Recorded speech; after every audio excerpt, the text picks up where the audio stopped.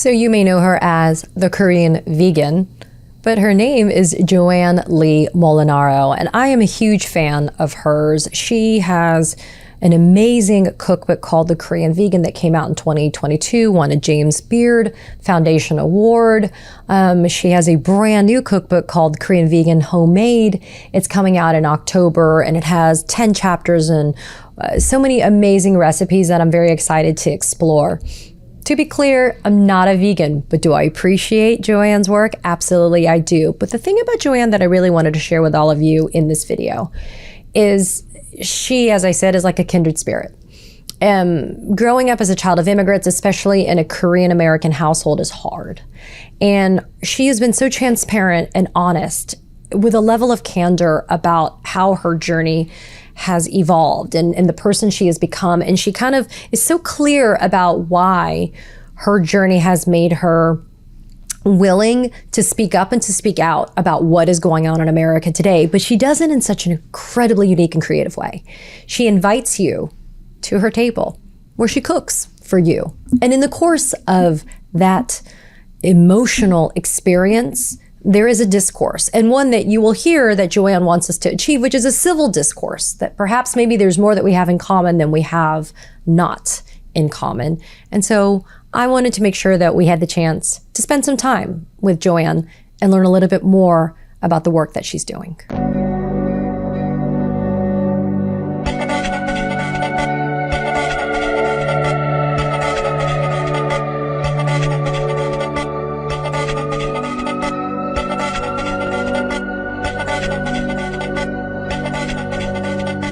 And we welcome Joanne Lee Molinaro to the Katie Phang News Channel. Joanne, I know that it was my outreach to you to get you to come to spend some time with me that's made this happen. And I'm thrilled because, you know, I feel like as we walk along in life, sometimes we get the privilege of maybe seeing kindred spirits that have similar journeys.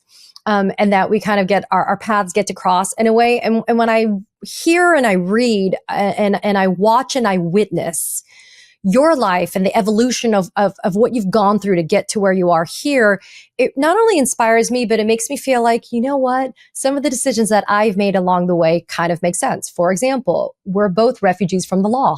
And having done that, but you with the success that you're finding with your cookbooks. And it's not just that. You're a best-selling author. You're a wife. You're a daughter. I'd like to say you're an activist as well. You're a photographer. I mean, you're a chef. You just do it all. But if you, like me, if you had stuck with just the law, would any of this have happened for you? No, it would not have happened. And I just love how you unspooled kind of your life journey. And yeah, I think we are in some ways refugees from the industry of law. So I definitely vibe with that description. And also I needed to say, you did not have to twist my arm to get me here. It's a total honor to be here. I've been following your journey as well as just a consumer of your content. Well, I appreciate it. And so, Joanne, you have a new cookbook out. It's called Homemade. I mean, it's the Korean Vegan Homemade. It is a follow-up to your James Beard Award winning The Korean Vegan from 2022. I will say to you, I never even realized until I started following you and looking at the recipes and the work that you're doing. I didn't even really think, having grown up being Korean American myself, that there was really a space for things like vegan recipes in the Korean culture. Yeah, I think that's such an interesting thing because I think as children of immigrants or as members of diaspora, we don't always see all of the pieces of Korean history. And when I was first introduced to the idea of going vegan, my immediate reaction was, well, I can't. I'm Korean. Like, exactly. I was like, it's not possible. And then, of course, once I, kind of peeling back some of these layers, I realized, well, there's this beautiful, rich history of plant-based cuisine and Korean temple food. And that for a part of Korea's history, as you know, it was a dynasty for many, many hundreds of years. There were parts of Korea's history where people were literally not allowed to eat meat because there was so much Buddhist influence over the governing of our country. So, contrary to what many people believe, there is an abundance of plant based cuisine in the cultural stories of Korea. And what I love is that you also weave in just personal anecdotes, memories, just moments in your time on this earth through interactions with your family members and just things that you've just kind of realized in this self journey, the self realization and the journey that you've been having. And it's that transparency that I find to be so welcoming about your books. They are not only instructive and they open up a new door to an entirely different frontier of cuisine for people like me, but you really lay it all out there and you do it in a way that's inviting. Well, that's really the whole point, right? Because when I started sharing my videos, and obviously I've been sharing recipes and stories since 2016 when I started the Korean Vegan, but in 2020 when I started posting videos, we were in the middle of quarantine.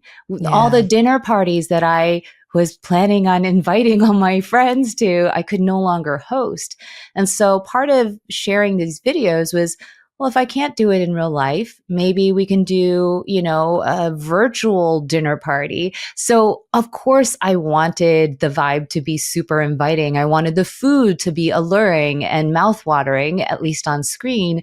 But also I wanted my voice to be inviting. I wanted people to feel welcome and at home and safe so that they could be vulnerable. I mean, those are the best dinner parties when you sit down at a table full of amazing food and everyone sort of feels disarmed by the environment and willing to share a little bit about their stories. And then you walk out of that dinner party feeling fed, not just physically, but emotionally, spiritually. You feel like, oh, wow, so much to take away from that. And that's really what I wanted to create with the Korean Vegan. Which is the perfect segue to my next question, which is not even so much a question, Joanne, as it's just more of a declaration to a fellow Korean daughter, Korean American, child of immigrants. There is a certain starvation of emotion that happens in certain Asian cultures. And I'll speak from personal experience. We didn't say, my parents didn't say I love you when I was growing up. I'm actually getting a little emotional. And it wasn't until I went to college that and I saw even kind of more interactions between kids that I was at college with and their families at home that I was like, there was so much pressure growing up, and it wasn't just the stereotypical pressure academically and otherwise to excel, but it was almost like you live in this weird purgatory when you are, especially when you're a first generation American, which is you desperately want to be integrated. You desperately want to be an American. You are almost shunning what your heritage and culture is to be so desperately integrated. And yet at the same time, you don't fit in, right? You're so explicitly visually not American, quote unquote. You're not white. And I went to college and the kids would call me a banana or a Twinkie, yellow on the outside, white on the inside. And going through all of that and then having you talk now about this idea of having these totally vulnerable moments shared over food, it's ironic because it kind of brings you back to our culture because so much of Asian cultures are built around the premise and the foundation of breaking bread together at a table. I think you described so perfectly my own childhood and my own sort of struggle. I think it's also unique to the era of American history that you and I grew up in. I think this conversation about the struggle to assimilate and the pressure to assimilate that we received from our parents, not just from the external forces. My own parents were like, you need to blend in. We need to blend in when we're on the outside. What we do inside our home is different, so there was a lot of that. I don't know that this next generation of, children of immigrants are experiencing that sort of same idea. But I think that, in terms of just navigating that struggle and how that contributes to our identity and our ability to articulate our identity today, it's an interesting conversation, right, Katie? Because we felt pressure. But what people are now feeling in being who they are, the danger that's inherent now in being different, whether it's because you speak your native language at the grocery store or because you decide to bring kimchi to lunch at work, we're now seeing that that is a signal to people, oh, this person maybe needs to be detained. This person needs to be deported. This person, maybe I should report him to ICE. It is literally dangerous to your life now to do these things that, yeah, may have felt a little bit othering when you and I were growing up. But I wonder, it's a totally different kind of pressure. It's pressure is not even the right word anymore. I showed my mom an Instagram of the New York City schools where they invite the little kids to talk about what's in their lunch boxes. And there was this little Korean girl and she brought kimbap and she was rolling the kimbap at her lunch table. Mm-hmm. And there was another little Korean girl who brought bulgogi from home. She brought radish kimchi from home and she brought japchae. She brought japchae. And my mom was like, she brought that to school? And I said, yeah, because I remember when I was growing up, I was embarrassed to bring Korean food for fear of people looking at me like I was weird or it smelled funny or whatever. And it's amazing because my little girl, who's half Korean, she is totally embracing the Korean culture right now. And I'm kind of ashamed that I can't really speak the language and I don't really have more to offer her. And my mom is so Americanized now too. And my late father is now gone that I feel like, I'm depriving her of that, which is why I love that there is that next generation that's trying to figure it out. But at the same time, to your point, we are now being even more suppressed, not just Asians, but minorities in general. Being a minority is not supposed to be a liability. And yet it has become a liability in this current administration, in this current climate that we live in.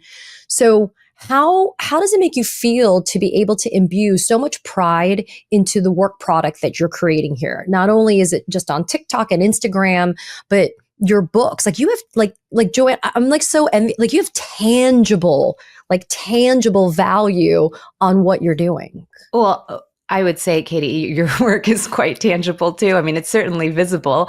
And if you ever want to write a book, I have every confidence that I have a lot of stories to tell. Yeah, yes, I'm pretty sure you could do that too. And it'll be a bestseller instantly. So if you want, you could do it too. But I think that, first of all, I would say, what I have really learned over the past few months since the administration came into our lives is that I have immense privilege. I mean, like I have this incredible privilege, that I was born here and that my parents became citizens early on so that I'm in a position where I feel fairly safe. And unfortunately, that is not something that can be taken for granted. I just, I'm sure you've seen this, the green card holder from South Korea who was detained inexplicably for several days. I mean, and so many people are like, so what's the big deal? You were detained. I mean, it's not like you were sent away to El Salvador. I'm like, well, yeah, first of all, he could have been, she could have been. There's nothing that indicates to us that couldn't have happened. And second of all, do you want to go to jail for 10 days? Do you want to go to CCOT either? Exactly. So it's sort of like crazy that our lives are essentially, that we have to be under this kind of pressure. I think the other thing is, though, when I think about this is I always try and remind myself that the fact that I even have a platform suggests that there are people who are willing to listen to me. Yeah. And I think when we are experiencing despair and fear over what's happening, that is an important reminder. I was with somebody the other day, Stacey Abrams. I was with Stacey Abrams the other day doing on her book tour, and I was moderating like a fireside chat with her. And one of the audience questions talked about how important it is to have art in this time of politics.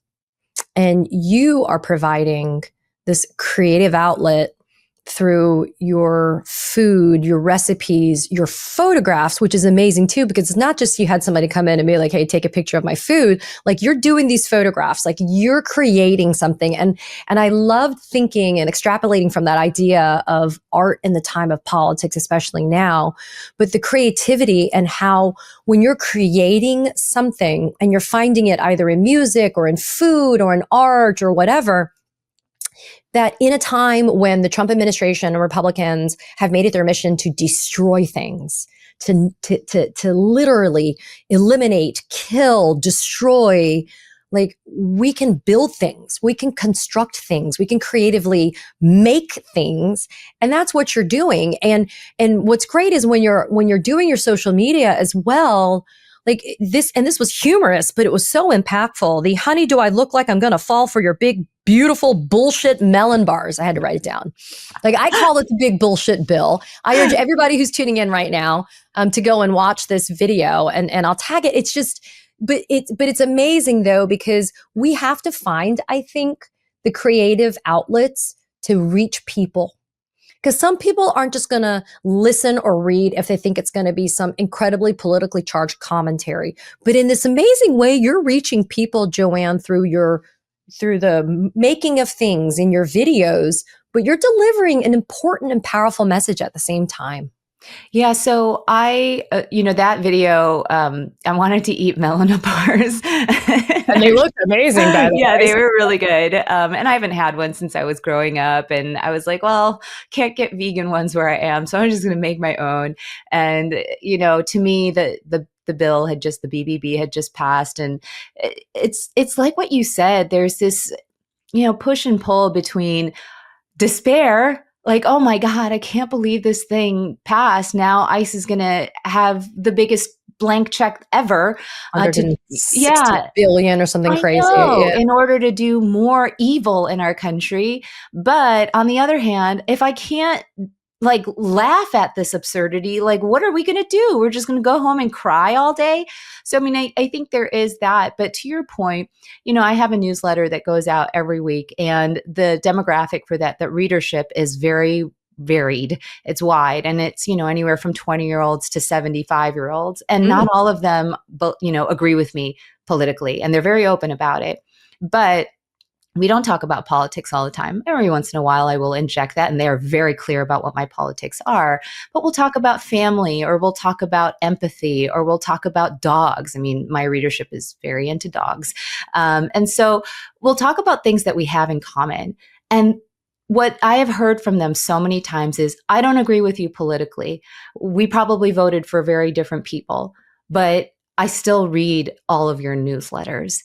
And I think that is, again, it gets really hostile on social media. And I'll be the first to admit that I'm not always the nicest person when I see somebody saying something that's very anti to my politics. But there is a space for continued civil discourse over the future of our country. And it is on that level that I think that there has to be some hope. And there has to be greater focus in order to arrive at a more productive future. I have to believe that. And I think that part of that is food, part of it is art, part of it is just being a nice person and being empathetic.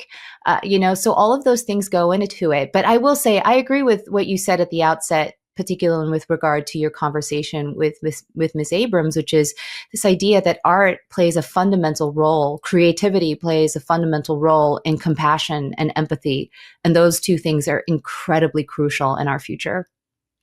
Yeah. And it's amazing because speaking for myself, and I know it's something that you've been very open about, growing up, it was not a good thing, a good trait that my parents kind of wanted me to show vulnerability, right? Showing weakness or vulnerability was not a good thing. You always kind of had the thick skin, and you had to be very tough. And trust me, it was a very tough household. And I'm grateful for the work ethic, right? And I'm grateful for a lot of it. But I've been cherry picking as I've been raising my daughter, trying to find the best parts of that, because there's things I do not want to do. The generational trauma, I don't want to repeat. I'm very careful about that.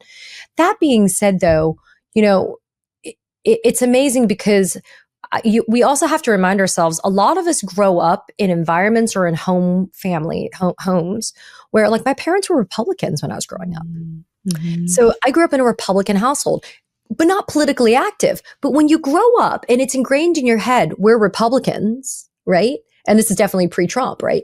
Like, you're a Republican, you're a Reagan Republican kind of thing. Like, you grow up. It's amazing how we kind of we're informed. Our evolution is informed by those things. And so I think sometimes we have to give ourselves a little bit of grace. And to your point about your newsletter, the thing that unites all of your followers is your food and the inspiration they get from that. And maybe one day the breakthrough moment is somebody realizing that they have more in common with somebody who maybe has a different political affiliation than they have in an opposite ways, right?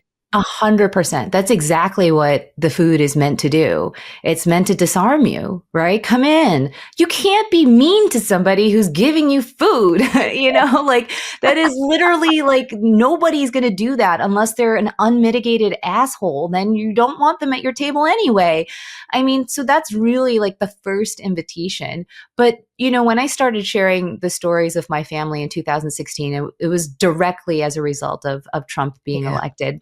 And so I started doing that because anytime they started getting up in arms about ICE, because ICE was in full effect at that time and they were doing the same thing that they're doing right now, I wanted them to remember the stories of my mom and dad and my grandma. Said, okay, when you start seeing the news and you start seeing people detained, I want the stories that you loved about my grandmother and my mother and my father. I want those things ringing in your ears. It may not change very much, but at least it's a foot in that door to opening yourself to more compassion, more empathy, a broader understanding of what it means to be an American. That was really all I wanted. And I think that is what I continue to try and do, though it becomes harder and harder. I mean, as I'm sure you feel with, this discussion of empathy, with a discussion around, being conditioned to look at the world in a certain way because of your parents, it gets harder and harder to do that. And I've been talking to a lot of my community members, and many of them are in their 60s and 70s. They're like, I honestly can't remember it being so divided, so polarized in my lifetime. And that makes me scared. And what I am finding, though, is there are these pockets of people that lead to these pockets of peace where you are starting to find very clearly defined communities now. And they're not saying you cannot join or you cannot be a part of it. But I do find that one of the most kind of humbling experiences that we've had through Trump 1.0 and now Trump 2.0 is you kind of get to know who you are and you kind of get to know what's really important. That is very true. Like what your value system is. And I concur that I come from a place of privilege, but I've been having just these moments of realization along the way, which have inspired me to not be quiet, which is again very antithetical to being an Asian female in the stereotypical way. But I'm like, you know what? I'm really realizing what my value system is and what I'm willing to do. And I spoke with Congresswoman Becca Balint recently, and she said that one of the things she's starting to ask people, constituents or otherwise, is when was the last time you were brave? Yeah. When she said that to me, like I was floored, right? Because I'm like, what a great question. When was the last time you were brave? Because bravery is defined in different ways. And so I feel like what you're doing is you're welcoming people into the most intimate part of your home, by the way, second obviously to the bedroom, right? It's your kitchen. Yeah. The dining table, especially for Asians and for many cultures, and that's what I love about food. It's just such a unifying concept. The dining table or the kitchen it's supposed to be the heart of your house, right? The heart of your household.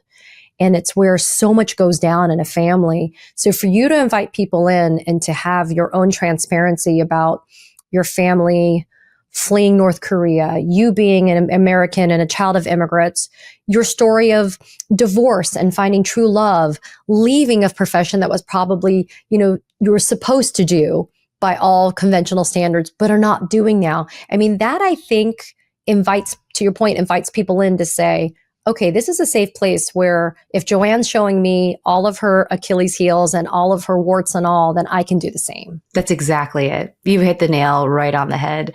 I take the first step because I realize I'm in a place of privilege, and I'll do the thing. I'll show you my sleeveless heart first. Like, here you go.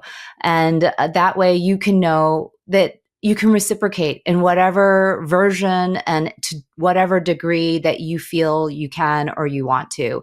But that vulnerability is absolutely necessary if we're going to hurdle these sort of unprecedented divides that we are seeing across our country.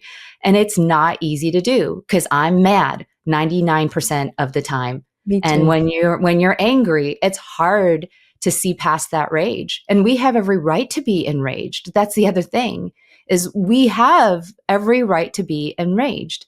And so with all of that, it's sometimes really hard to be vulnerable and to accept another person's vulnerability when they are doing so in opposition to what you believe is correct or right.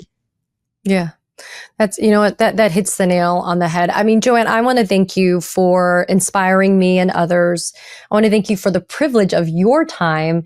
You are quintessentially one of the busiest people that I know, but also that's being a good Asian too, because you have to keep you busy as well.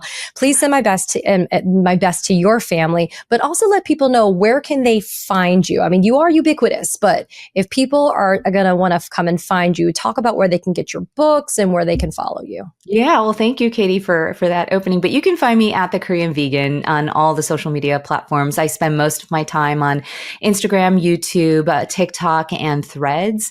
Threads is where I'm mostly me. The others are a bit more curated, I would say.